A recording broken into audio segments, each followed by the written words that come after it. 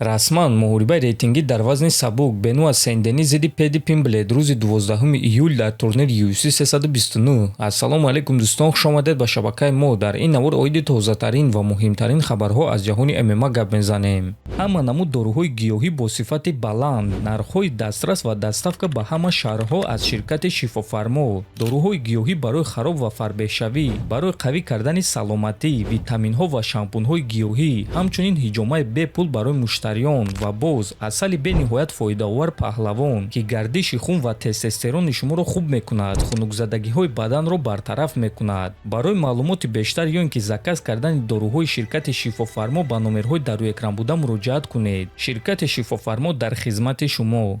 шаби гузашта журналисти машҳур Ариел Хилване хабар дод ки ташкилоти UFC дар болои ду муҳорибаи калон кор карда истодаанд. Муҳорибаи Конор Макгрегор зидди Макс Холлоуэй дар турнири UFC 329 рӯзи 12 июл ва муҳорибаи Ислам Махачев зидди Иен Гери дар турнири UFC 330 рӯзи 16 август. Аз рӯи суханҳои Ариел ин нақшаи UFC аст ва онҳо гуфтугӯ гузаронида истодаанд. Ва дӯстон, худи ташкилоти UFC ҳоло дар ин бора ягон чиз гуфтагӣ нестанд. Ана оиди худи ҷангварон бошад, пас Макгрегор, Холлоуэй, Махачев ва Гери аллакай лагерҳои тамринии худро оғоз карданд. Акнун интизор мешавем ва мебинем ки UFC чӣ қарор мебароранд ва оё онҳо ин муҳорибаҳоро ташкил карда метавонанд ё не.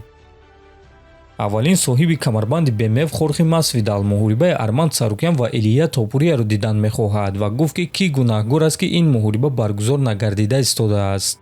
ростӣ ман намедонам ки оё Арман бо Илия меҷангад ё не, чунки Дана Вайт аз ҳама одами якраве ҳаст ки ман дидаам. маҳз ӯ ба ин муҳориба халал расонида истодааст ва танҳо ӯ ин муҳорибаро ташкил карда метавонад. Ягон кас дар UFC гуфта наметавонанд ки Арман кай муҳориба мегузаронад. Шумо боз чӣ қадари дигар ин муҳорибаро манъ мекунед? Ба ғайр аз Чарлз Оливера ӯ аз ҳама ҷангвори машҳур дар вазни сабук аст. ӯ мухлисони зиёд дорад. ман намехоҳам ки муҳорибаи онҳо баъди 4 ё 5 сол баргузор гардад. бигзоред ки онҳо дар қуллаи баландии карьерашон зидди якдигар ҷанганд, гуфтааст Масвидал. ва дӯстон, дар ҳақиқат бисёри мухлисони ММА дар вазни сабук муҳорибаи Топурия зидди Сарукянро дидан мехоҳанд ва чанд рӯз пеш худи Топурия гуфт ки барои ӯ фарқ надорад ки рақибаш кӣ мешавад. лекин дӯстон, ба назар чунин мерасад гӯё ки худи Дана Вайт ин муҳорибаро намехоҳад. ба фикри шумо дӯстон, сабаб дар чист ки Дана Вайт ба Арман муҳорибаи унвонӣ надода истодааст?